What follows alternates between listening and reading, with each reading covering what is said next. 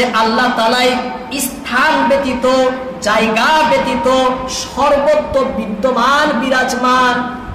সমস্ত জায়গায় আল্লাহ রয়েছেন, সমস্ত স্থানে বিদ্যমান, বিরাজমান, কিন্তু জায়গা মুক্ত, স্থান মুক্ত। আল্লাহু মাওজুদুন বিলা মাকান, আল্লাহু মাওজুদুন বিলা মাকান। আল্লাহ তাআলা স্থান ব্যতীত সর্বত্র বিরাজমান। বুঝতে কঠিন, তাই না? কারণ এই স্থান তো মখলুক, স্থান মখলুক না। আল্লাহ তাআলা কোন মাখলুকের মুখাপেক্ষী না। আল্লাহ তাআলা নিজের অস্তিত্বের জন্য, নিজের স্থিতির জন্য, নিজের অবস্থানের জন্য কোন সৃষ্টির মুখাপেক্ষী না, কোন জায়গার স্থানের মুখাপেক্ষী না। তাহলে কিভাবে আপনি আল্লাহকে জায়গার ভিতরে সীমাবদ্ধ করবেন? জায়গার ভিতরে কিভাবে আপনি সীমাবদ্ধ করবেন? আল্লাহ তাআলা সমস্ত জায়গায় রয়েছে, কিন্তু আল্লাহ তাআলা কোন জায়গার সাথে সীমাবদ্ধ না, স্থান ও জায়গা মুক্ত ভাবে রয়েছে। বলেন হুজুর বুঝতে পারি না, বোঝার ক্ষমতা মস্তিষ্ক ব্রেনের মধ্যে নেই। কিভাবে রয়েছে সেটা বোঝার ক্ষমতা নেই। আল্লাহ বলছেন মানতে হবে, বিশ্বাস করতে হবে। ঈমানের বস্তু, এই জন্যই ঈমান বলা হয় অন্তরে দ্বারা বিশ্বাস করাকে। হ্যাঁ, ব্রেনের যেটা কাজ সেটাকে বলে ইসলাম। ব্রেনের কাজটাকে বলে ইসলাম। শরীরের সাথে সম্পর্কিত বস্তু হলো ইসলাম। অন্তরের ভিতরে বিশ্বাসের সাথে সম্পর্কিত বস্তু হলো ঈমান। ঈমান মানতে হবে, বিশ্বাস করতে হবে, আস্থা পোষণ করতে হবে। ব্রেনে বুঝলেও মানতে হবে, না বুঝলেও মানতে হবে। ব্রেনের সেটা বস্তুই না, মস্তিষ্কের সেটা বস্তুই না, ঈমানের বস্তু সেটা। আল্লাহ তাআলা পবিত্র কুরআন সূরা বাকারা 115 নম্বর আয়াতে বলেন, ওয়ালিল্লাহিল মাশরিকু ওয়াল মাগরিব ফাআইনামা তুওয়াল্লু ফাসাম্মা ওয়াজহুল্লাহ।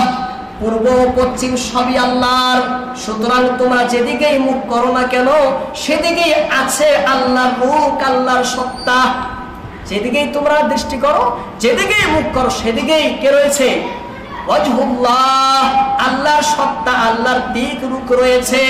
আল্লাহ তাআলা পবিত্র কুরআন সূরা বাকারার 186 নম্বর আয়াতে বলেন, ওয়া ইযা সাআলাকা ইবাদি আন্নী ফাইন্নী করিব।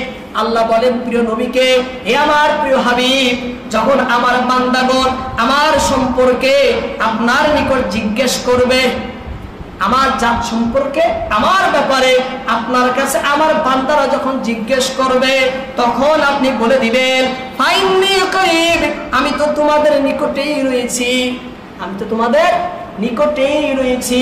ফাইন্নী করিব মানে আল্লাহ সমগ্র সৃষ্টির নিকটে থাকেন, সমস্ত সৃষ্টির নিকটে থাকেন। আল্লাহ তাআলা পবিত্র কুরআন সূরা কফ আয়াত নম্বর 16 এর ভিতরে বলেন, ওয়া নাহনু আকরাবু ইলাইহি মিন হাবলিল ওয়ারিদ। আল্লাহ তাআলা বলেন আমি বান্দার শাহরাগ বা ধমনী হতেও অধিক নিকটবর্তী। শাহরাগ বলা হয়, এখানে একটা রক্ত আছে যেটা জবা করার সময় কাটা হয়, হ্যাঁ, যার সাথে মৃত্যুর সম্পর্ক, কাটলে মানুষটা মরে যাবে, সেই রক বলছে। আল্লাহ বলছেন সেই শাহরাগ, সেই ধমনী বলা হয় বাংলাতে, সেই শাহরাগের ধমনী থেকেও আমি বেশি নিকটে। কে বলছেন? আল্লাহ তাআলা বলেন। আল্লাহ তাআলা সূরা ওয়াকিয়ার 85 নম্বর আয়াতে বলেন যে, ওয়া নাহনু আকরাবু ইলাইহি মিনকুম ওয়ালাকিন লা তুবসিরুন। আর আমি তোমাদের চেয়ে তার অর্থাৎ প্রাণের বেশি নিকটবর্তী, কিন্তু তোমরা দেখতে পাও না। কিন্তু তোমরা ওয়ালাকিন লা তুবসিরুন, কিন্তু তোমরা দেখতে পাও না। কে বলছেন? আল্লাহ তাআলা বলছেন। আল্লাহ তাআলা তেমন ভাবে সূরা হুদ আয়াত নম্বর 61 এর ভিতরে বলেন, ইন্না রাব্বি করিবুম মুজিব। সূরা হুদ হযরত সালেহ আলাইহিস সালামের উক্তি এখানে নকল করা হয়েছে, তোলা হয়েছে। হযরত সালেহ আলাইহিস সালাম বলেন, ইন্না রাব্বি, অবশ্যই নিঃসন্দেহে, রব্বি মানে আমার পালনকর্তা, আমার রব, করিব নিকটবর্তী, মুজিব তিনি তাকে সাড়া দেন, তাকে সাড়া দানকারী। কে বলছে? হযরত সালেহ আলাইহিস সালাম। এভাবে আল্লাহ তাআলা পবিত্র কুরআন সূরা হাদীদ আয়াত নম্বর 4 এর ভিতরে বলেন, ওয়া হুয়া মাআকুম আইনামা কুনতুম ওয়াল্লাহু বিমা তা'মালুনা বাসীর। তোমরা যেখানেই থাকো না কেন তিনি তোমাদের সঙ্গে আছেন। তোমরা যেখানেই থাকো না কেন আল্লাহ তোমাদের সঙ্গে আছেন। তোমরা যা কিছু করো আল্লাহ পরিপূর্ণভাবে দেখেন। তোমরা যা কিছু করো সব কিছু পরিপূর্ণভাবে দেখেন। তোমরা যেখানেই থাকো সেখানেই আল্লাহ তোমাদের সাথে রয়েছে। এইভাবে অনেক আয়াত রয়েছে যে সমস্ত আয়াত দ্বারা প্রমাণ পায় যে আল্লাহ তাআলা সমস্ত জায়গায় রয়েছেন, সমস্ত স্থানে বিরাজমান, সমস্ত জায়গায় বিদ্যমান, কিন্তু কোন জায়গা ও স্থানের মুখাপেক্ষী না। বিনা স্থানে বিনা জায়গায় সমস্ত জায়গায় বিদ্যমান, সমস্ত জায়গায় তিনি বিদ্যমান। এবার কেউ প্রশ্ন করবেন, আল্লাহ পবিত্র কোরআনে বলছেন সুম্মাস্তাওয়া আলাল আরশ। আল্লাহ বলছেন আল্লাহ আরশের মধ্যে মুস্তাবি রয়েছেন। আছে না আয়াত? এই আয়াতটি আয়াত একটাই, অনেক আয়াতের ভিতরে প্রসঙ্গ ক্রমে অনেকবার আনা হয়েছে, মূল আয়াত একটাই। এখানে যেহেতু আয়াত অনেকটি হয়ে গেল, আর ওই বিষয়ে আয়াত একটাই আয়াত, অনেক জায়গায় শব্দের বেশ কমে আনা হয়েছে। আর রহমান আরশুস্তাওয়া এভাবে আনা হয়েছে, সুম্মাস্তাওয়া আলাল আরশ এভাবে আনা হয়েছে।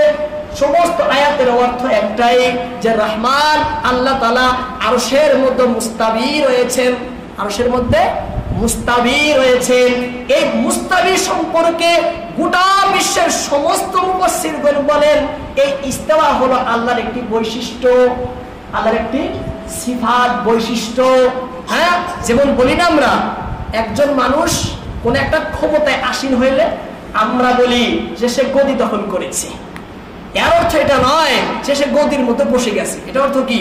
সে একটা পাওয়ার এসেছে, একটা ক্ষমতা এসেছে। আল্লাহ পবিত্র কোরআনে আলোচনা করেছেন আসমান জমিন সৃষ্টির কথা। হ্যাঁ, সৃষ্টির আলোচনা করার পরে আল্লাহ বলছেন যে আল্লাহ আরশে মুস্তাবি হয়েছে। হ্যাঁ, এখানে অর্থ ইস্তাওয়া অর্থ আল্লাহ সমগ্র সৃষ্টিকে নিজের অধীনে নিয়েছেন, নিজের আয়ত্তে নিয়েছেন। গোটা সৃষ্টির উপরে তিনার সাম্রাজ্য, তিনার অধীনস্থ বিস্তার করে দিয়েছেন। এটা অর্থ এখানে। হ্যাঁ, আল্লাহ গালিব এসেছেন, এটা অর্থ। এই বিষয়ে লম্বা বলা যাবে, সেদিকে আমি বলি না, আসবে পরে সিফাতের বয়ানের মধ্যে চলে আসবে। সেজন্য যারা বলে এই আয়াত দিয়ে যে আল্লাহ আরো সেই রয়েছেন, শুধু আল্লাহ শুধু আরশে না, আমরা বলি আরশেও রয়েছে, এর প্রমাণ এই আয়াত সুম্মাস্তাওয়া আলাল আরশ। আল্লাহ বলেন আল্লাহ আরশে মুস্তাবি। হ্যাঁ, আর এই সমস্ত আয়াত বললাম এর দ্বারাই প্রমাণ পায় আল্লাহ সর্বত্র রয়েছেন। সেই জন্য আমরা আল্লাহকে কোন একটা স্থানে সীমাবদ্ধ মানি না, আমরা আল্লাহকে সমস্ত জায়গায় বিদ্যমান বিরাজমান মানি, কিন্তু কোন স্থান জায়গার মুখাপেক্ষী মানি না। তিনি অমুখাপেক্ষী ভাবে স্থান এবং জায়গা মুক্ত হিসাবে সকল স্থানে বিরাজমান বিদ্যমান।